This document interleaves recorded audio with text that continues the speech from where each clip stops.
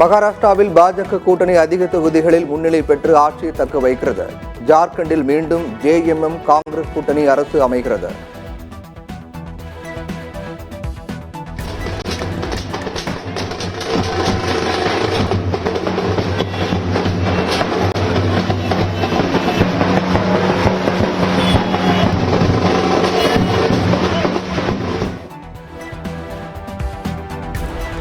மகாராஷ்டிராவில் முதலமைச்சர் பதவிக்கு பாஜக கூட்டணி கட்சிகள் இடையே கடும் போட்டி. ஏக்நாத் ஷிண்டேவுக்கு பதிலாக தேவேந்திர பட்னாவிஸை முதலமைச்சராக பாஜக வியூகம். மகாராஷ்டிராவில் ஆட்சியை கைப்பற்றினாலும் முதலமைச்சர் பதவியை வசப்படுத்த பாஜக திட்டம். பரபரப்பான சூழ்நிலையில் திங்கட்கிழமை பாஜக எம்எல்ஏக்கள் கூட்டம். முதலமைச்சர் பதவி குறித்து பின்னர் பேசி முடிவு செய்யப்படும். மகாராஷ்டிரா முதலமைச்சர் ஏக்நாத் ஷிண்டே பேட்டி.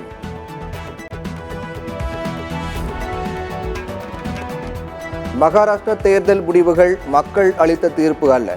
தேர்தலில் சதி நடந்துள்ளதாக உத்தவ் தாக்கரே குற்றச்சாட்டு.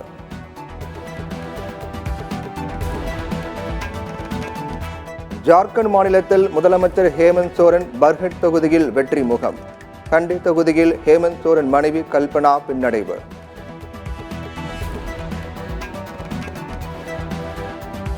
வயநாடு இடைத்தேர்தலில் காங்கிரஸ் வேட்பாளர் பிரியங்கா காந்தி வெற்றி உறுதி. 3.5 லட்சம் வாக்குகள் வித்தியாசத்தில் வெற்றி பெறுகிறார் பிரியங்கா காந்தி. கம்யூனிஸ்ட் கட்சி 2வது இடம், 3வது இடத்திற்கு தள்ளப்பட்டது பாஜக.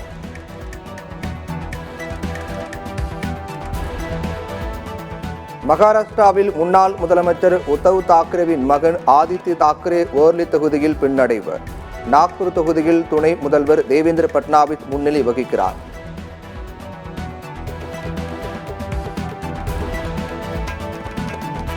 கர்நாடகாவில் மத்திய அமைச்சர் குமாரசாமியின் மகன் நிகில் குமாரசாமி சென்னப்பட்னா தொகுதியில் பின்னடைவு.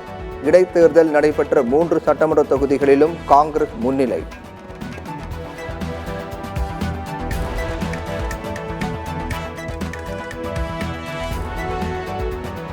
பீகார் மாநிலத்தில் 4 சட்டமன்ற இடைத்தேர்தலில் ஆளும் கட்சியான ஐக்கிய ஜனதாதளம் ஒரு இடத்தில் மட்டுமே முன்னிலை.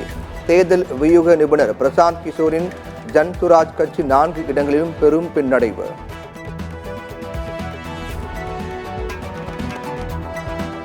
உத்தரப்பிரதேசத்தில் இடைத்தேர்தல் நடைபெற்ற 9 தொகுதிகளில் 6 தொகுதிகளில் பாஜக கூட்டணி முன்னிலை. சமாஜ்வாடி கட்சி 3 தொகுதிகளில் முன்னிலை வகிக்கிறது.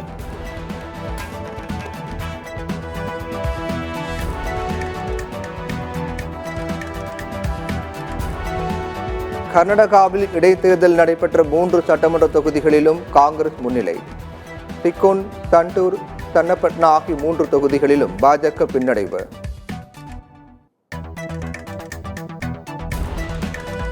வங்கக்கடலில் உருவானது காற்றழுத்த தாழ்வு பகுதி. தமிழ்நாட்டில் திங்கட்கிழமை முதல் 3 நாட்கள் கனமழைக்கு வாய்ப்பு.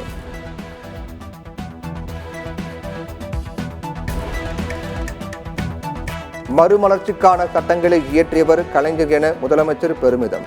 கலைஞர் நூற்றாண்டு விழா வினாடி வினா போட்டியில் வெற்றி பெற்றவர்களுக்கு பரிசுகள் வழங்கினார் முதலமைச்சர் மு.க. ஸ்டாலின். ஆபரண தங்கம் விலை சவரனுக்கு 600 ரூபாய் அதிகரிப்பு.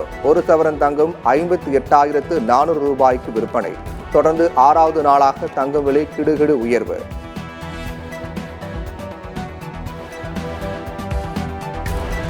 ஆஸ்திரேலியாவுக்கு எதிரான டெஸ்ட் போட்டியில் வீறுகொண்டு எழுந்தது இந்திய அணி.